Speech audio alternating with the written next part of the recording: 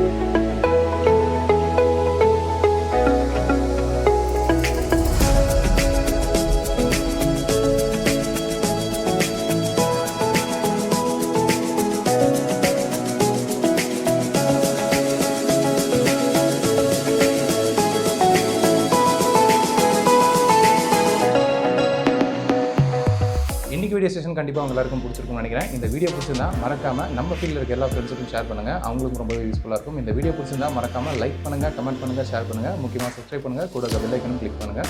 Thank you.